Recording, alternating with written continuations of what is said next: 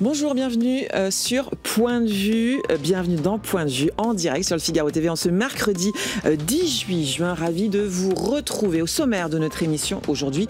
Le conclave des retraites devait s'achever hier avec un accord. Faute justement d'accord, les partenaires sociaux vont jouer les prolongations et devraient se revoir pour une ultime réunion lundi prochain. Alors quels sont les points de désaccord, quels sont les points de consensus?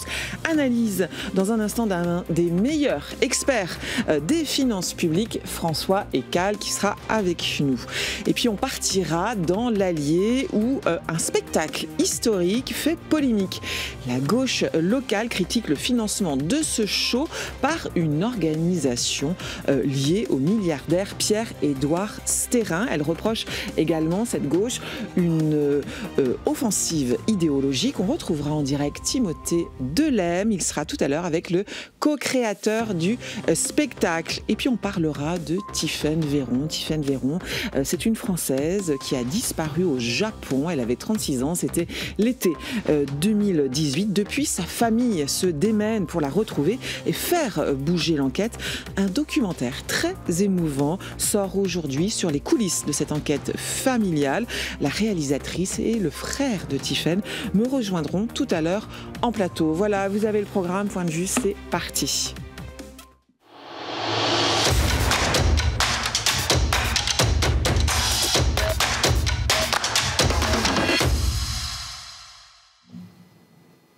Bonjour François Ekal. Bonjour.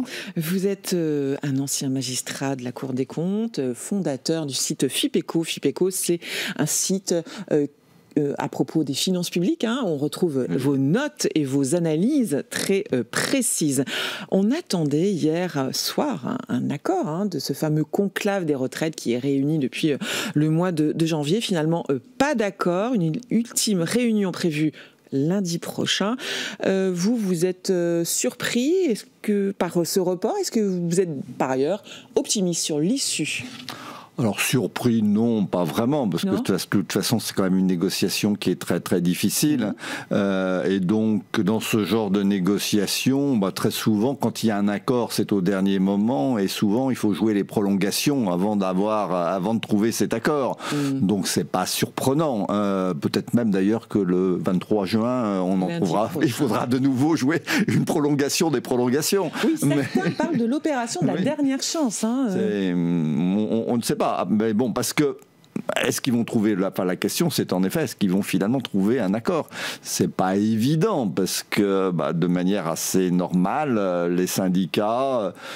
Ce qui est déjà bien, c'est que certains semblent... on a compris que la CFDT pouvait accepter l'idée de maintenir un report de l'âge minimal de départ de 62 à 64. Mais évidemment, elle ne peut l'accepter vis-à-vis de ses adhérents que si en contrepartie, s'il y a des contreparties dans le domaine social, et par exemple sur la pénibilité ou ce genre de choses. Mais on voit bien que c'est très difficilement acceptable par... le CNPF, parce que le MEDEF, pardon, oui. C'était une histoire ancienne, le MEDEF, oui. Et parce que ça représente potentiellement des coûts pour les entreprises. Alors justement, le MEDEF, le patron du MEDEF, c'est Patrick Martin, il était ce matin sur France 2. Je vous propose de l'écouter.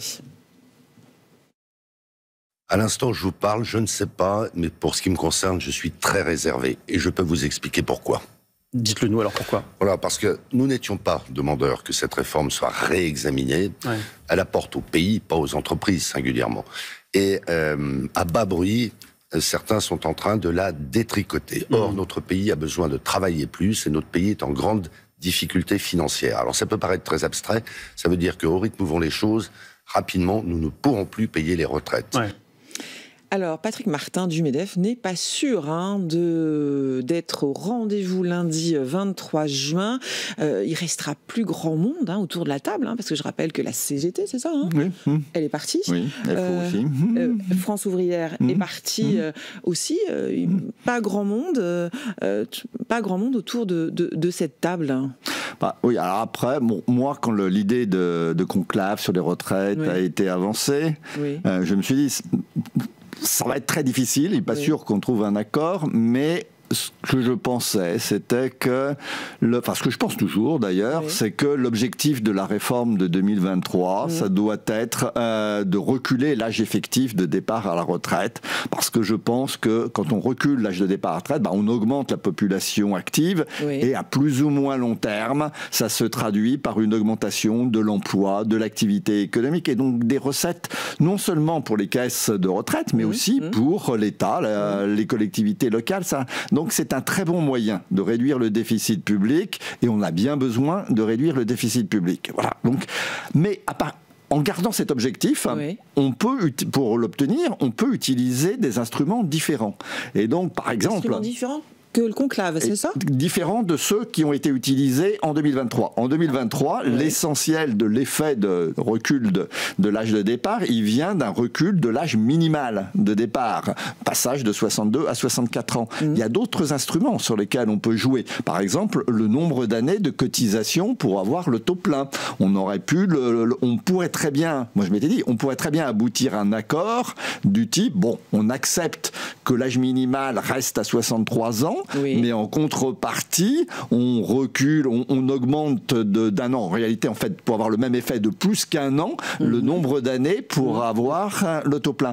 Donc, si on était arrivé à ce genre d'accord, moi j'aurais dit c'est parfait, c'est très bien. Parce que entre l'âge minimal et le nombre d'années pour avoir le taux plein, on peut avoir le même effet sur les finances publiques. Après, c'est pas les mêmes personnes qui sont concernées.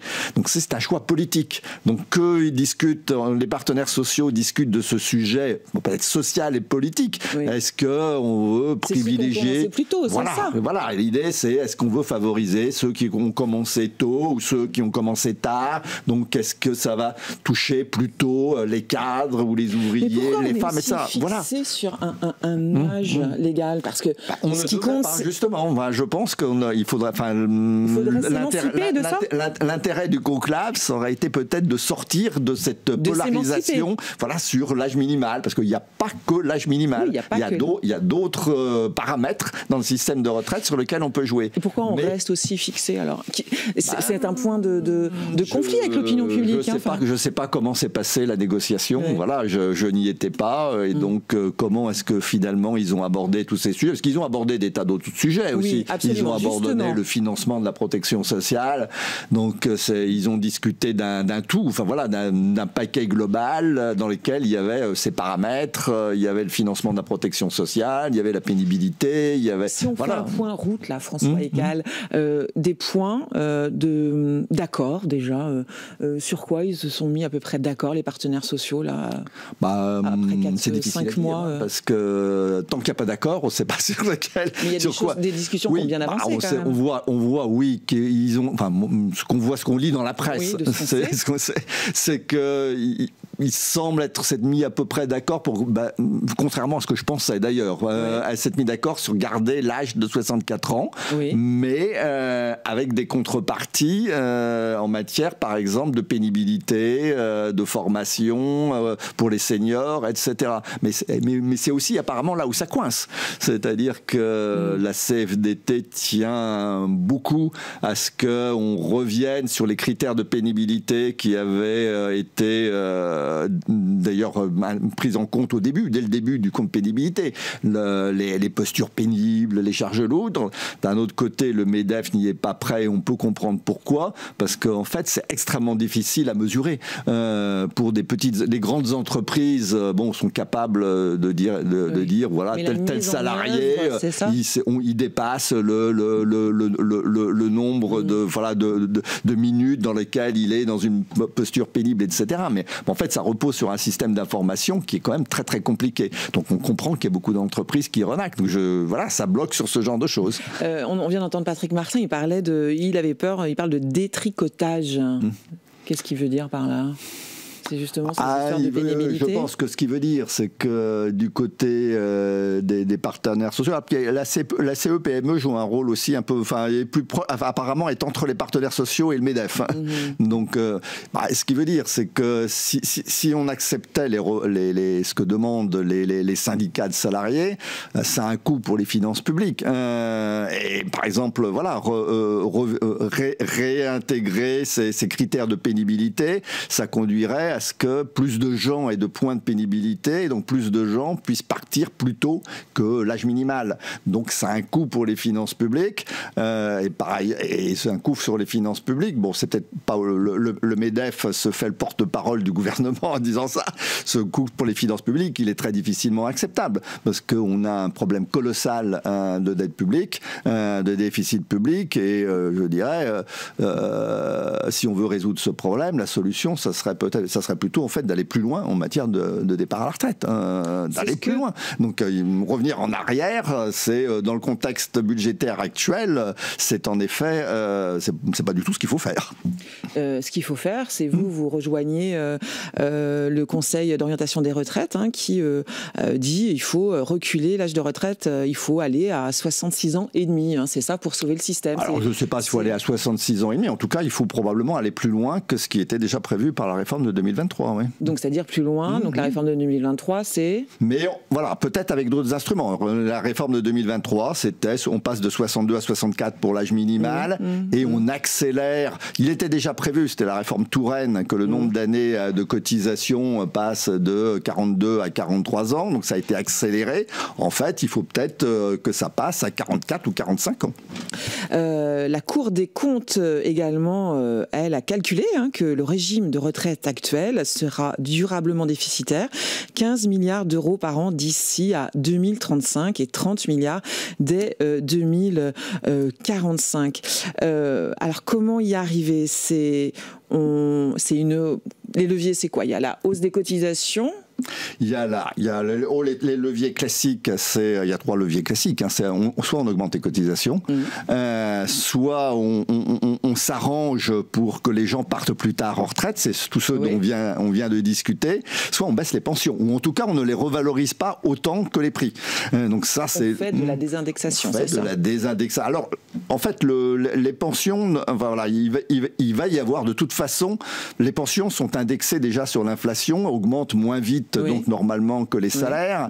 Donc le taux de remplacement des salaires par les pensions va diminuer dans le temps. Ce qui explique d'ailleurs que le déficit des régimes de retraite n'augmente pas trop malgré le déséquilibre démographique. À long terme, le niveau de vie relatif des retraités va quand même diminuer. Mais il va falloir probablement accélérer ce mouvement. Ce qui veut dire, dans les années qui viennent, en effet, probablement désindexer ou sous-indexer les pensions, oui. Après, l'autre instrument, c'est les cotisations, en effet. Mais le problème, c'est qu'en France, quand on dit hausse des cotisations, en général, on traduit par, ça va être à moitié cotisation patronale, à moitié cotisation salariale. On commence à avoir un problème de compétitivité des entreprises. Quel est le pourcentage, justement, du salaire actuellement qui finance les retraites? Il est autour de 36%. De 30%. 30% du brut, oui. C'est beaucoup. Oui, c'est beaucoup, bien sûr. Mais on a des retraites aujourd'hui. Les retraites, c'est le quart des dépenses publiques. Si on ajoute les complémentaires, c'est 400 milliards d'euros. C'est énorme. L'année dernière, là aujourd'hui, on cherche 40. Le gouvernement dit qu'il cherche 40 milliards pour 2026. L'année dernière, en 2024, les dépenses de retraite ont augmenté de 25 milliards d'euros. 25 milliards d'euros. Rien que pour les retraites en 2024. Avec une population qui vieillit, avec des actifs qui sont moins nombreux sur le marché.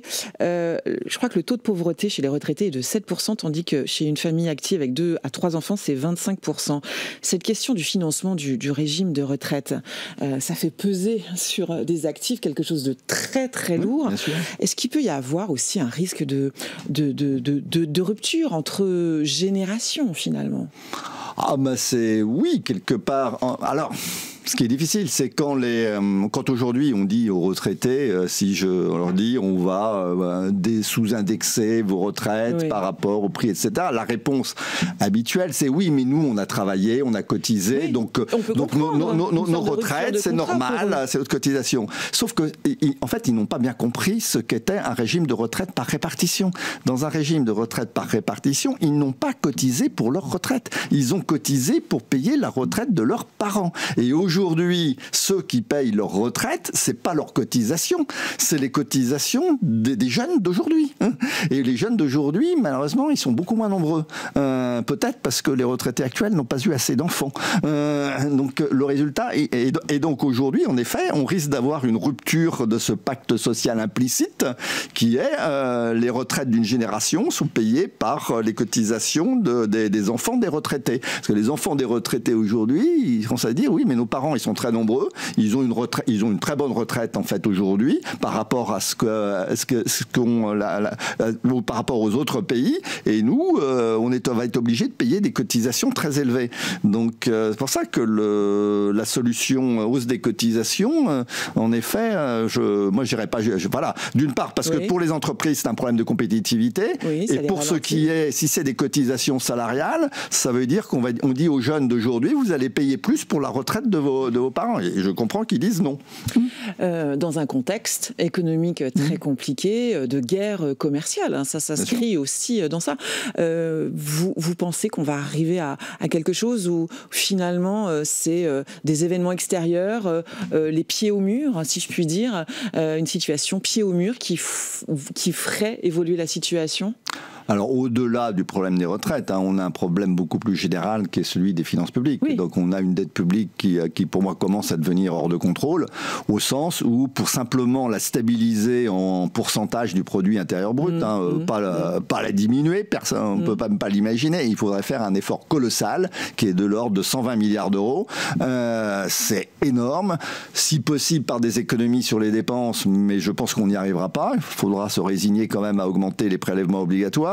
Et même en les augmentant, j'ai quand même beaucoup de doutes sur la possibilité pour un Parlement, enfin en tout cas pas le Parlement actuel, mais même le Parlement de 2027, de voter, quel que soit le résultat des élections, des mesures suffisantes. Donc je crains que la dette publique continue à augmenter et que jusqu'au jour où il y aura une crise. Alors je ne sais pas quand c'est. Je ne dis pas comme la Cour des comptes, on est au pied du mur, parce que je sais qu'il y a un mur, mais je ne sais pas à quelle distance il est. Voilà, c'est peut-être dans 6 mois, dans 2 ans, dans 5 ans, je ne sais pas, mais ce jour-là, ça sera en effet très très difficile. Et on se retrouvera dans la même situation que les pays du sud de l'Europe en 2011-2012. Voilà. Le scénario, effectivement, de la Grèce. La Grèce, mais aussi l'Espagne, le Portugal, voilà, même l'Italie a été obligée de faire des réformes en 2011-2012 qui n'auraient pas fait spontanément. Mais l'Espagne et le Portugal n'ont pas été sous tutelle, contrairement à la Grèce. C'était beaucoup moins dur que la Grèce, oui. Mais ils ont été obligés de prendre des mesures de redressement. C'est pas une vraie tutelle aussi stricte que dans le cas de la Grèce, mais ils ont été obligés de faire des réformes qu'ils n'auraient pas fait eux-mêmes. Mais c'est un peu une constante.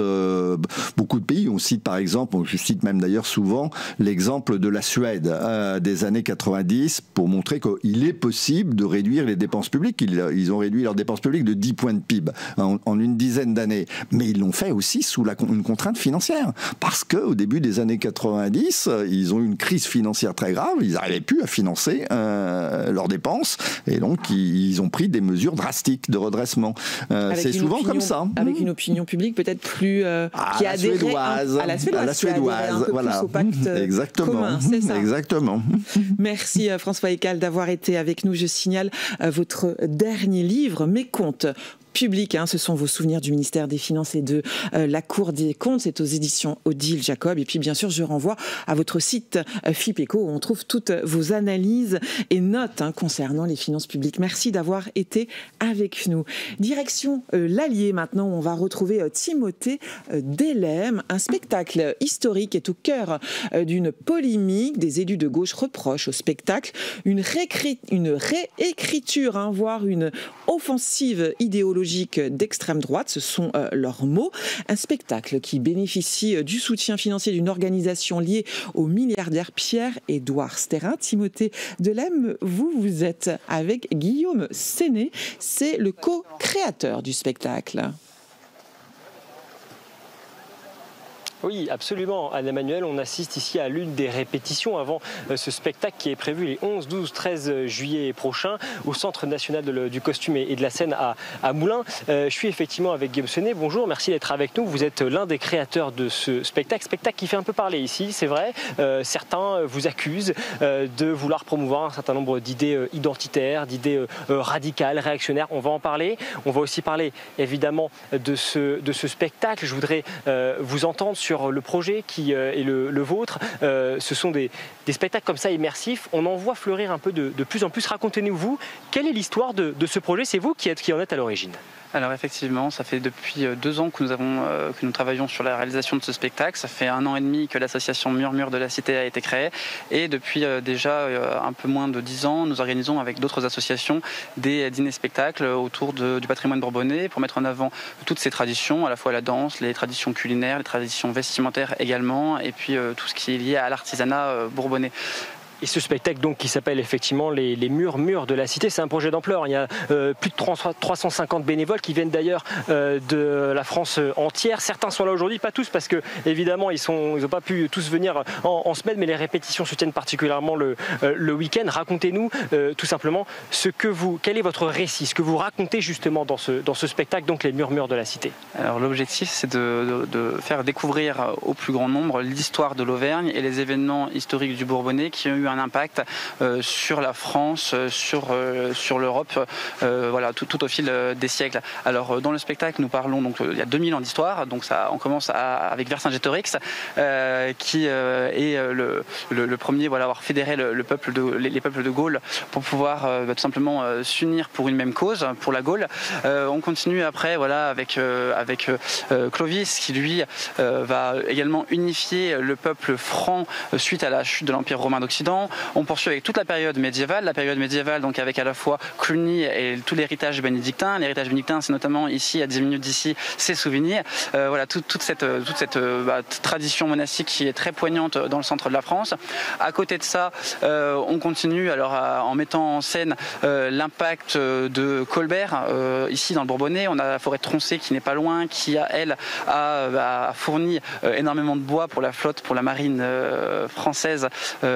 Durant la Renaissance. L'idée, c'est vraiment de raconter l'histoire ici du Bourbonnais, ici en Auvergne. C'est très local comme projet. C'est l'histoire du Bourbonnais, mais avec toujours un impact au niveau national. Et c'était donc ça l'objectif. Voilà. Comment est-ce qu'on fait pour raconter comme ça 2000 ans d'histoire en simplement 1h30 de spectacle? C'est vrai que c'est pas évident. Alors, on fait des choix. On choisit les éléments qui seront les plus percutants pour les spectateurs, les éléments qui également font rêver nos figurants, font rêver nos bénévoles. Et donc, on sélectionne parmi tout ça. Dans le spectacle, l'idée c'était de mettre en avant l'histoire de façon positive pour pouvoir la transmettre et faire en sorte que les gens, que le public l'apprécient. Pour ce faire, on a pris vraiment que des éléments qui étaient positifs, avec des élans d'union, de rassemblement au sein du peuple, et parfois face à l'adversité, parfois en montrant que le peuple français a été résilient. Et l'objectif, c'est d'inspirer pour l'avenir, d'inspirer nos figurants pour tout simplement faire face aux défis modernes, mais en s'inspirant de ce qui nous porte. Voilà. Vous vous êtes donné les moyens, on l'a dit, plus de 350 figurants, ils sont tous bénévoles d'ailleurs, hein. Et ça a son importance, on va en parler. Je crois qu'il y a une quarantaine d'animaux, plus de 800 costumes, des gros moyens, des moyens techniques également, la pyrotechnique, vous allez nous en parler. Justement, tiens, on va interroger l'un de ces bénévoles, précisément un cavalier, je crois que vous êtes le chef équestre. Bonjour, vous êtes en pleine répétition, racontez-nous un peu ce que vous êtes en train de répéter là ce matin. Aujourd'hui, nous faisons des tests techniques. Donc, nous avons attelé Aventura d'une belle calèche. Voilà, c'est la première fois que, en tout cas pour la répétition, on a procédé à cet essai. Ensuite, Jeanne d'Arc, nous avons testé la réaction d'Iliade avec l'armure, les cliquetis de l'armure. Donc, ça se passe plutôt bien.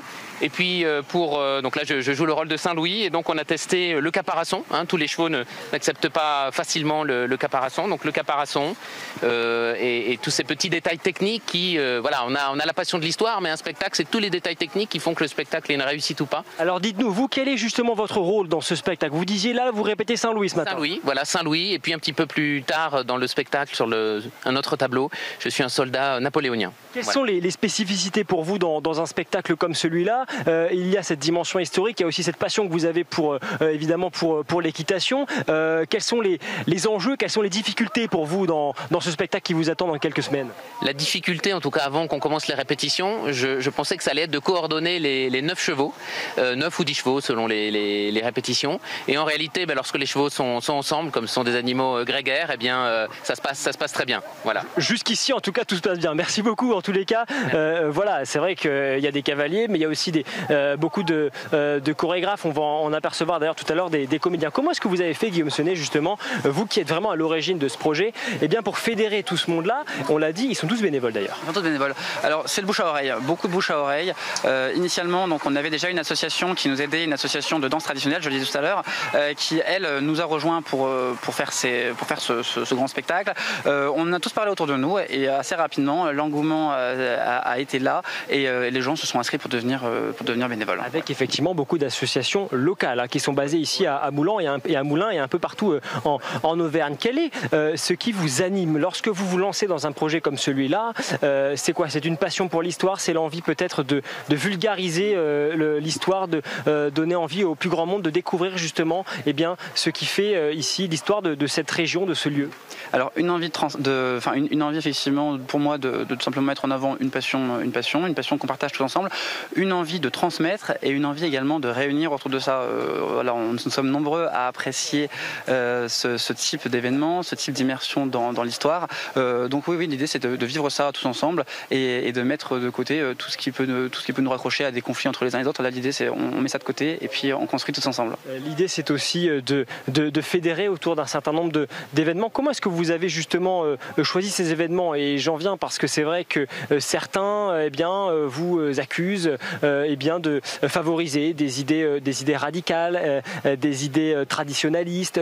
Et ce sont des oppositions qui sont fortes et qui émanent en tous les cas de personnes qui ont légitimité à s'exprimer. Ce sont des élus, notamment des élus locaux, ce sont des syndicats qui vous disent non, vous faites un spectacle, vous réécrivez l'histoire quelque part. Comment vivez-vous tout cela? Alors on le vit relativement bien. C'est vrai que quand on voit la teneur des communiqués qui sont faits à notre rencontre pour nous discréditer, on a des moments où on se demande s'il vaut mieux en pleurer ou en rire. On a décidé d'en rire. Pourquoi? Parce que c'est... Qu'est-ce qui vous choque dans ces communiqués? C'est que c'est déconnecté de la réalité. Les personnes qui nous attaquent et qui communiquent contre nous oublient l'importance pour tout le monde d'être apaisé, de pouvoir être en paix à un moment donné, de pouvoir parler avec ses voisins et de pouvoir danser tout simplement ensemble. Les professionnels, les personnes qui ont pour fond de commerce effectivement la déconstruction, moi je leur réponds et puis je le réponds à tous. Nous, c'est la construction et la construction avec tout le monde. On ne demande pas à nos figurants ce qu'ils pensent, pourquoi ils votent, ce pour qui ils votent, ce en quoi ils croient avant de venir. Alors j'appelle tout simplement ces oppositions à respecter un minimum nos convictions. Pour être très concret et très précis, ce que vous reprochent certaines oppositions, notamment ce communiqué qui a été publié par l'opposition socialiste à la région Auvergne-Rhône-Alpes. Vous bénéficiez d'ailleurs des subventions. Ce qu'ils disent, c'est que vous participez à une stratégie d'implantation d'idées radicales dans les milieux ruraux. Quelle est cette stratégie et qu'est-ce que vous leur répondez? Est-ce qu'il y a une stratégie derrière? Alors, disons que pour les professionnels des dénonciations de complot, je pense que là pour le coup, il y a un complot. Là, c'est vrai que on peut interroger, si vous voulez, les figurants, etc. Les figurants sont vraiment à la fois de tout bord politique, de toute conviction, et puis ça ne nous regarde pas. Donc, je leur réponds, nous on construit, vous essayez de détruire. Eh bien, écoutez, chacun son combat, chacun sa dynamique pour la France. La mienne, elle est positive. Qu'est-ce qu'ils en disent justement tous ces bénévoles? Vous dites quelque part, on ne leur a pas demandé pour qui ils votent avant de s'engager dans ce projet. Qu'est-ce qu'ils en disent de tout ce qui se dit, de tout ce qui se passe, notamment ici? C'est vrai qu'on en parle un petit peu à Moulins de cette polémique. Alors, on reçoit pas mal de soutien, enfin même majoritairement nos bénévoles nous soutiennent. D'ailleurs, c'est pour ça qu'ils sont encore là aujourd'hui. Après, on a eu quelques désistements. C'est bien triste, des personnes qui ont décidé de s'en aller parce qu'ils ne voulaient pas être associés à des idées politiques. Alors, c'est bien dommage parce que du coup, ces personnes ont donné de l'eau au moulin des détracteurs, mais bon, c'est pas grave. Il reste des personnes courageuses ici qui assument de ne pas être politisées, tout simplement. Parce que c'est un projet qui est totalement apolitique, c'est en tout cas ce que vous dites. Complètement apolitique et non confessionnel, contrairement à ce qu'on peut le dire chez nos détracteurs. Voilà. Un mot également, parce que c'est quand même quelque chose qui revient, ce qui vous est reproché, c'est notamment la supposée proximité avec le milliardaire Pierre-Édouard Stérin. Il est dit que vous bénéficiez notamment d'un soutien financier de sa part, en tous les cas d'une organisation qui lui est liée, le Fonds du bien commun pour le citer. Quels sont vos liens, s'ils en sont, s'ils existent, avec Pierre-Édouard Stérin? Alors je ne le connais pas, mais en fait pour les personnes qui nous reprocheraient ces financements, mais moi je leur dirais et alors ce monsieur veut financer la culture, eh bien moi je le remercie, voilà, tout simplement. Alors on va continuer de se promener un petit peu ici sur à l'occasion de cette répétition. Un dernier mot, parce que c'est vrai qu'on aurait pu parler également d'Yannick Monnet, député, Parti communiste, qui lui aussi a dit beaucoup de choses et qui vous reproche aussi des choses. Est-ce que vous vous êtes parlé avec vos opposants? Alors j'ai essayé de le joindre au téléphone suite aux ses premières sorties concernant Murmure de la Cité. Je l'ai appelé sur son téléphone, il a répondu, j'ai eu 15 secondes au téléphone, il devait me rappeler, j'ai essayé de le rappeler, je l'ai pas eu. Donc bon, je pense qu'il y a un refus quand même de la part de l'opposition de communiquer avec nous. Ouais, c'est peut-être un aveu de l'inconsistance de cette cabale, hein, c'est tout. Vous avez le sentiment qu'il y a quelque part un front contre vous? Est-ce que vous avez reçu, je ne sais pas, peut-être des messages, voire peut-être des tentatives d'intimidation? Alors effectivement, tentatives d'intimidation, déjà par le nombre et l'ampleur des articles et des communiqués qui vont contre Murmure de la Cité. Après, le plus triste, c'est pour nos figurants qui sont loin de tout ça. Et d'ailleurs moi-même, l'objectif, une fois de plus, moi je n'ai pas d'agenda politique, je ne suis pas candidat pour une quelconque élection et je n'ai pas de mandat en cours, contrairement à toute notre opposition. Ça, il faut quand même se le dire, c'est que eux ont des calculs politiques, nous non.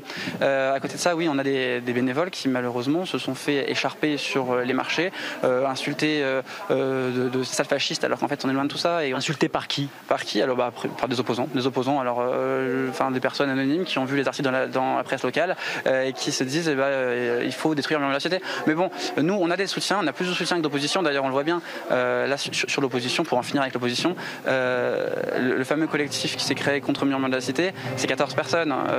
C'est pas le Bourbonnais. Le Bourbonnais il est là, le Bourbonnais il est derrière vous, il est heureux et il construit. Et voilà. Vous disposez des subventions d'ailleurs je crois à tous les échelons. La mairie, la commune de Moulins, la communauté d'agglomération, le département de l'Allier, région Auvergne-Rhône-Alpes, je crois même au niveau européen.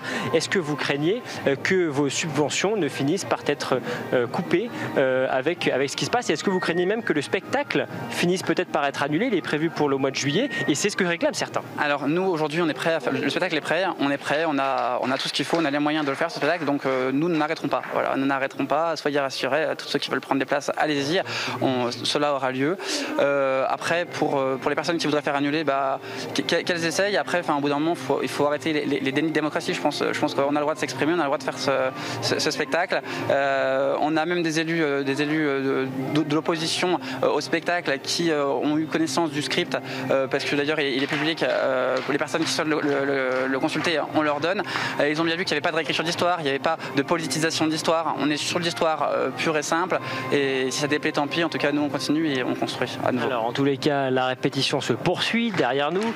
Ici, on a, je crois, les chorégraphes qui sont en train de répéter. On va peut-être essayer d'en interroger quelques-uns. Je crois que vous êtes, cher monsieur, le responsable chorégraphie ici sur ce spectacle. Racontez-nous un peu ce que vous êtes en train de répéter là justement avec tous les chorégraphes. On est en train de répéter une danse bourbonnaise justement pour perpétuer la tradition des Bourbons. Donc la danse bourbonnaise. Donc là, entre autres, c'est un cercle qu'on a un petit peu adapté à la musique. Et puis voilà. Puis après, on va faire une danse bourbonnaise, typiquement bourbonnaise. Ça marche bien, ils sont réceptifs là, tous les figurants. Et tout à fait, ils sont très réceptifs. Moi, je suis satisfait d'eux parce que je suis membre d'un groupe et je leur explique la danse et ils percutent tout de suite. Est-ce que vous êtes prêts pour ce spectacle? C'est dans 3 semaines maintenant. Bien sûr qu'on est prêt. Alors, il faudra qu'on fasse une répétition générale avec tout l'ensemble parce que là, le cercle, on le fait à 8, mais normalement, on est 40. Et ce sera au Centre national du costume et de la scène à Moulins, là où le spectacle doit se dérouler au mois de juillet. Racontez-nous également, vous, d'un point de vue personnel, qu'est-ce que ça vous fait de participer à ce spectacle? Vous êtes un passionné de danse, vous êtes un passionné d'histoire également. Qu'est-ce qui vous anime? Je suis surtout passionné du bourbonnais, de la danse. Donc je fais partie d'une association qui perpétue la tradition bourbonnaise en danse et en musique avec des instruments traditionnels. Donc ça a été un grand plaisir pour moi quand Guillaume m'a dit est-ce que tu peux venir faire apprendre les danses aux figurants et tout. Donc, et voilà, et je suis très satisfait parce qu'ils sont très très réceptifs. Et oui, parce que effectivement vous faites partie de ces nombreuses associations locales qui se sont jointes au projet dès que vous avez entendu parler de cela, parce que c'est important pour vous, c'est l'occasion de faire perpétuer un certain nombre de traditions locales. Vous avez peur que ça se perde? Eh bien, notre but c'est ça, c'est justement d'éviter que ça se perde. Donc comme on a un petit peu un monde moderne qui nous bouscule, donc nous on essaye avec nos costumes et puis avec nos danses et nos musiques de rappeler que à une époque les gens étaient habillés comme ça, faisaient la fête en dansant comme ça. Et voilà. Merci beaucoup. Voilà, on vous laisse répéter, on vous laisse terminer cela parce qu'il y a du boulot, je ne sais pas. En tous les cas, c'est dans 3 semaines et demie. Donc effectivement, j'imagine qu'il y a du pain sur la planche. Merci beaucoup. On est toujours avec vous, Guillaume Senet, je vous en prie. Vous me posiez une question tout à l'heure là sur les éventuelles annulations qui pourraient avoir lieu. Alors ça ne pourrait être que des décisions politiques. Et si ça devait avoir lieu, ce ne serait pas à l'honneur de ces personnalités politiques. Ce ne serait pas à leur honneur. Et il faut savoir qu'aujourd'hui, on est quand même le 18 juin. On est 85 ans après l'appel du général de Gaulle à résister. Donc un peu de courage de la part de nos politiques ne serait pas malvenu. Est-ce que vous avez reçu du soutien de la part de certains politiques? Est-ce que certains vous ont appelé, vous ont dit nous on vous soutient? C'est surtout du silence aujourd'hui. Je pense que voilà, vous irez les solliciter pour moi et puis mais vous en saurez plus que moi. Est-ce qu'il y a des élus qui se sont rapprochés d'une manière ou d'une autre de ce projet? Alors des élus effectivement, des personnes effectivement qui ont essayé de récupérer le projet.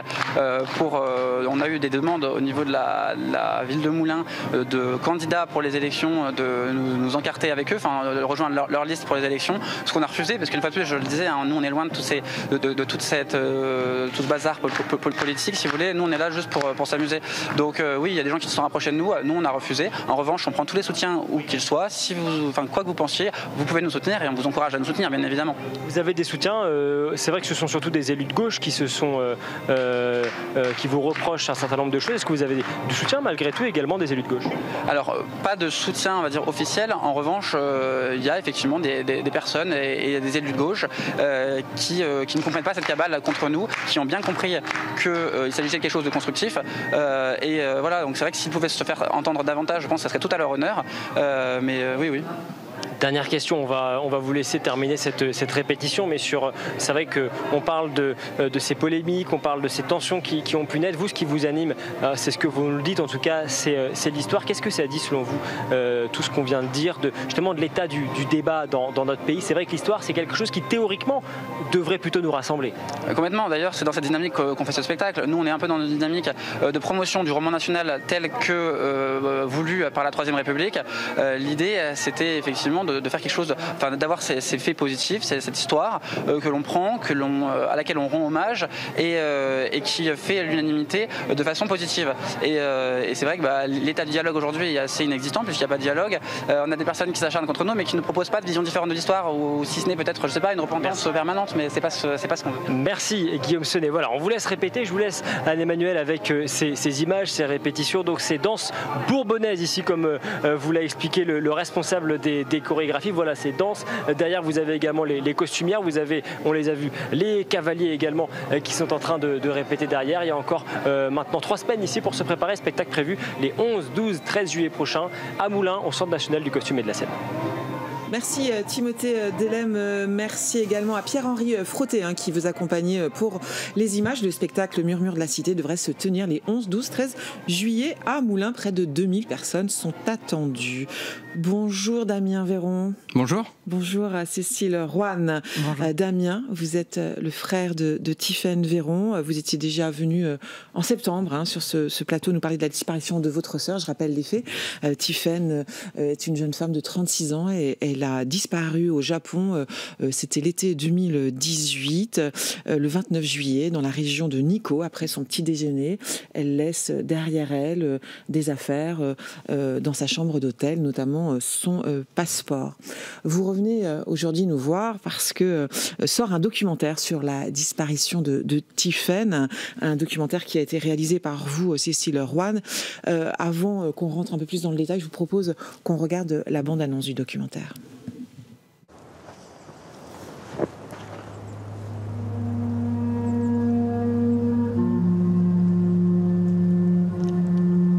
On peut être là ou dans le coin et être tombé là. Et être tombé d'un point, tu vois ce que je veux dire? En haut, il y a des trucs, sauf que ça se trouve, elle est tombée là, elle a roulé, enfin voilà. Je sais pas, mais ça, on savait, c'est pas une surprise. Que cette piste, c'était... Enfin, tu vois ce que je veux dire? Dès que là, on est parti pour aller sur le mont d'Antaï, quoi. Est-ce que ça a un intérêt? Rien n'a intérêt depuis... Finalement, rien n'a d'intérêt depuis 4 ans.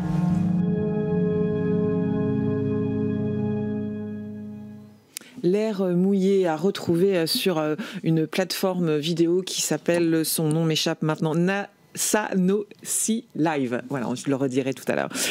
Comment est né ce projet? Comment vous êtes rencontrés l'un et l'autre? Peut-être Cécile? Oui, alors en fait on se connaît depuis très longtemps. Tiphaine, je la connais depuis l'âge de 8 ans. Oui. Et donc c'est vraiment ma famille de cœur. On a grandi ensemble. Et le projet, le film est né 1 an après la disparition de Tiphaine, quand la famille a dû déménager toutes les affaires de Tiphaine dans le petit studio qu'elle avait en location à Poitiers. Oui. Tiphaine a un univers très très riche. Oui. Et donc cet univers était extrêmement présent dans son studio. Oui. Et il fallait garder une trace de tout ça. Et c'est là où j'ai saisi ma caméra, à ce moment-là, la première fois. Et c'est une idée que vous proposez à Damien, à sa famille, c'est ça? Bien sûr, dès le départ, on a beaucoup discuté. Tous ces échanges ont été aussi une grande force pour faire ce film. Et avec Sybille, je me souviens, on avait eu une conversation téléphonique et on s'était dit, voilà, il faut garder une trace de cet appartement qui se vide. Et c'est vraiment là que le film a démarré. Parce qu'effectivement, Tiphaine a disparu et c'est ça le sujet du film, cette disparition. On est entre un temps suspendu en fait, c'est un peu ça. Hein.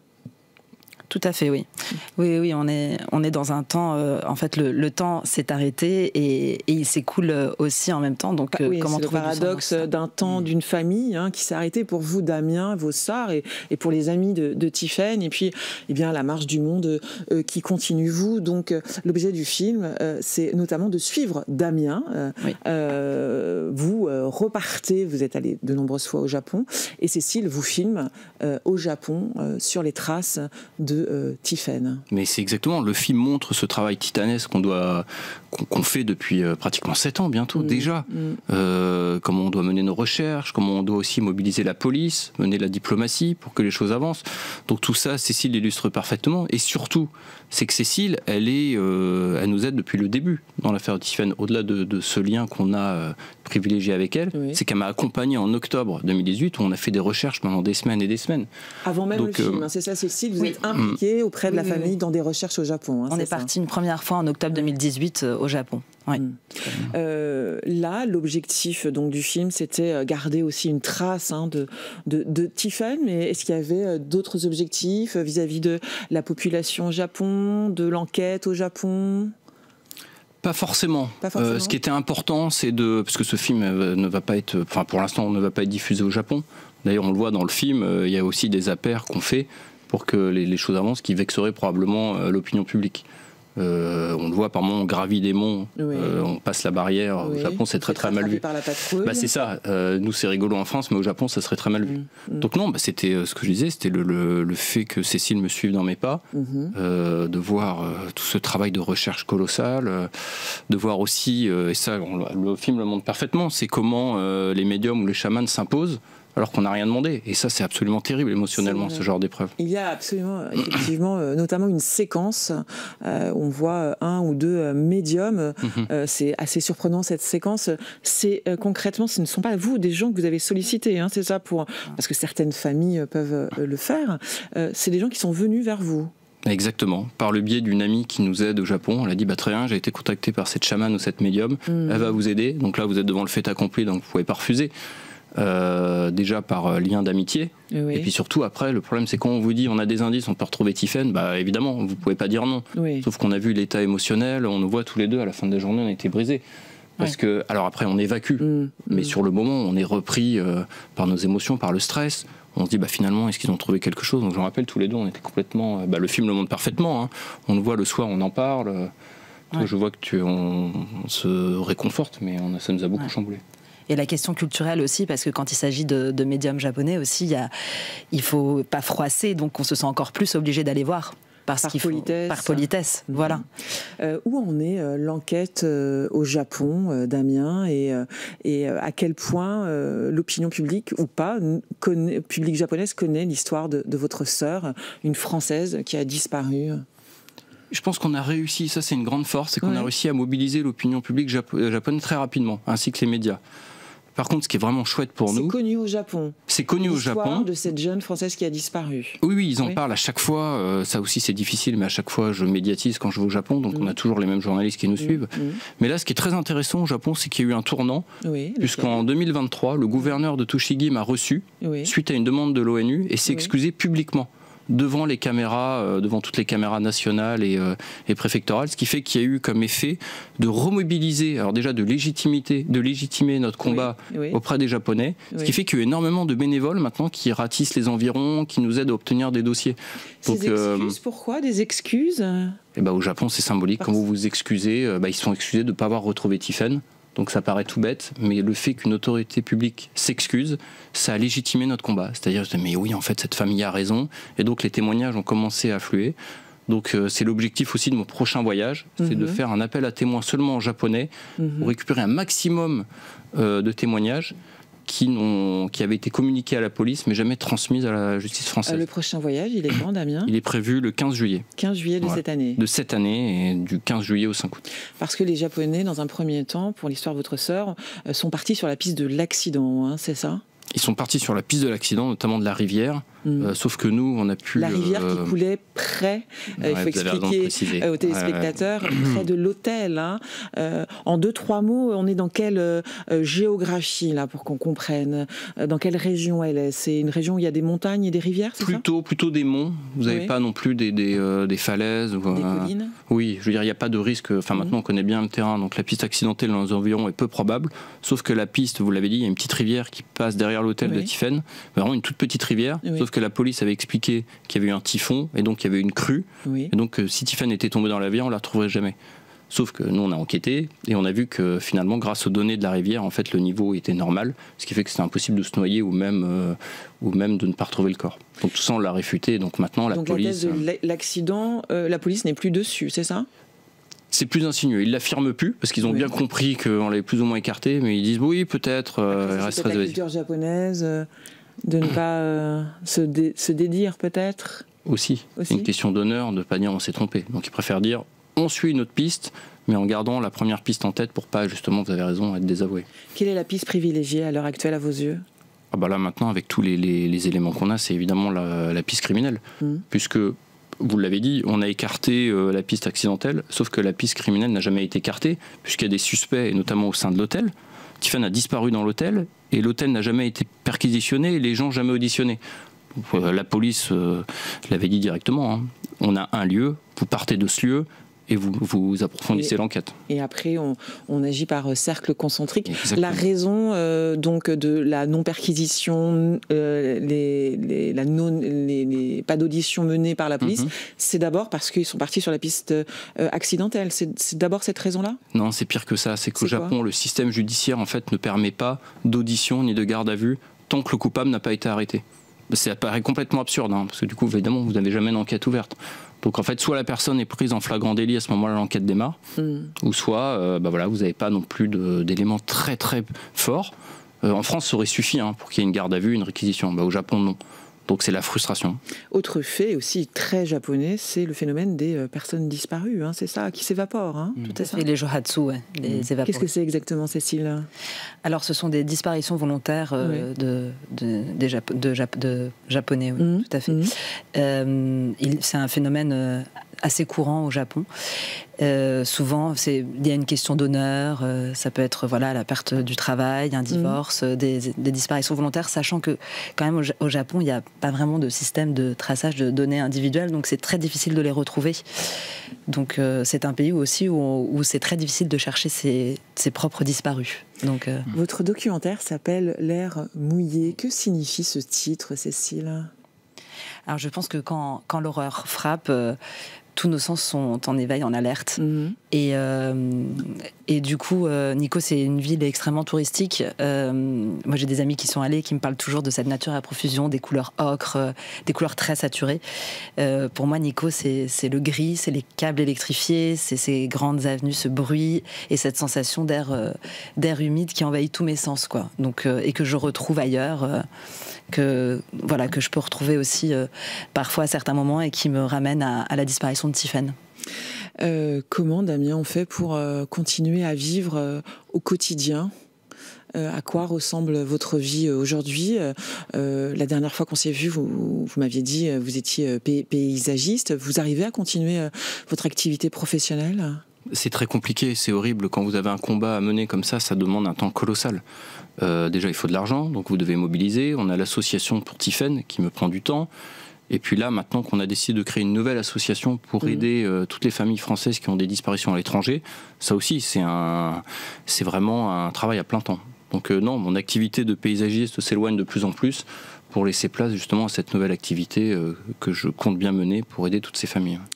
C'est une question difficile, mais vous avez encore de l'espoir, c'est ça, de retrouver Tiphaine ou de connaître enfin la vérité de ce qui s'est passé? Oui, c'est ce qui est le plus frustrant, c'est qu'on l'a évoqué, c'est qu'il y a des suspects.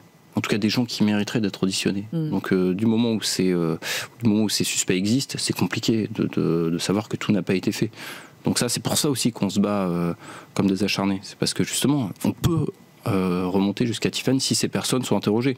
Ou en tout cas, ces pistes au moins auraient été traitées. Ou refermer des portes. Exactement. Si c'est le cas. Comment la justice ou même le gouvernement français, vous êtes un peu accompagné par la diplomatie française puisque, comme on le disait, les faits se sont déroulés au Japon. Votre sœur a disparu au Japon. La diplomatie française a tout de suite été à la hauteur. Oui. D'ailleurs, à l'époque, ils avaient demandé à ce que le juge français aille sur place, elle avait refusé. Ça avait été un choc pour nous. Maintenant, le dossier de Tiphaine a été transféré en début d'année 2023 au pôle Cold Case de Nanterre. Donc évidemment, ça a été une super nouvelle parce que tout ce qui n'avait pas été fait de France a pu l'être. Mais il semblerait qu'il n'y ait pas d'éléments suffisamment forts pour acculer le Japon, pour leur demander d'enquêter. Donc maintenant, l'autre problématique qui se dessine, c'est comment peser au Japon. On l'a évoqué, le système judiciaire est beaucoup plus rigide, donc c'est compliqué. Vous ne pouvez pas ingérer dans les affaires d'un État et leur dire auditionner celui-ci ou celui-ci, sachant que leur cadre ne le permet pas. Le documentaire, donc, ce n'est pas envisageable ou sur la table à l'heure actuelle qu'il soit diffusé justement au Japon, le documentaire que vous avez filmé, que vous avez produit? C'est une question qui reste ouverte. Je pense qu'il faut vraiment voir un petit peu dans comment ça se profile par rapport aussi à la culture japonaise, comment ça peut être reçu, accueilli là-bas. Donc voilà, c'est une question. Il y a l'idée aussi de ne pas froisser, c'est ça, les Japonais, on est sur deux cultures très différentes. Ça fait partie des écueils, c'est ça aussi, de cette enquête et de cette histoire. On le voit dans le film, on fait quand même des impairs qui en France, c'est pas très grave. Mais au Japon, on prend une route qui a été condamnée parce que la saison ne s'y prête plus. Oui. Donc on passe une interdiction. Donc au Japon, c'est mal vu. Après, on rentre quand même dans un lieu privé, même si c'est une cabane abandonnée. Ça, au Japon, c'est vraiment très très mal vu. Donc comme on choisit l'opinion publique depuis le début et qu'on a beaucoup d'aide, ça pourrait être problématique. Comment les personnes qui nous écoutent ou qui seraient sensibilisées à votre histoire à travers ce documentaire peuvent vous aider, Damien Véron, Cécile Roanne? Je t'en prie. Vas-y, je t'en prie. Oui. Je pense que déjà à travers continuer à travers des dons, à travers oui, je pense vraiment suivre, être combatif à travers l'association. Oui, on peut rappeler peut-être le nom de l'association et peut-être le site, Damien. Oui, l'association Unis pour Tiphaine. Donc si les gens veulent faire un don, et puis surtout, alors là maintenant, s'ils veulent bien comprendre, pour financer les voyages, je crois qu'on est à plus de 160 000 € d'action en 7 ans, donc c'est colossal. Donc c'est vraiment grâce à tous ces gens qui nous accompagnent qu'on a pu faire ça. Donc le soutien, évidemment, le film, ça c'est formidable, parce qu'ils vont enfin pouvoir comprendre ce qu'on vit depuis 7 ans. C'est-à-dire tous ces blocages, ces recherches, donc le film l'illustre parfaitement. Les blocages, les recherches, et puis évidemment on touche du doigt et bien évidemment tout ce que vous ressentez, tout ce que vous vivez sur le plan des émotions. Il y a cette séquence effectivement très touchante de l'appartement de Tiphaine avec votre maman, en l'occurrence. C'est un film qui est diffusé, qui est visible sur la plateforme Sanosi Live. C'est gratuit, c'est à partir d'aujourd'hui, un film sensible, poétique, qui sensibilise bien à ce que vit une famille touchée par la disparition d'un proche à l'étranger. Merci d'avoir été avec nous, Cécile Roanne. Merci Damien Véron. Point de vue, c'est déjà fini. Merci de nous avoir suivis. Merci de votre fidélité. Vous retrouvez demain Timothée Delame. Il sera rentré de Moulins. Il sera sur le plateau. Rendez-vous en direct à midi. Bonne journée sur le Figaro TV.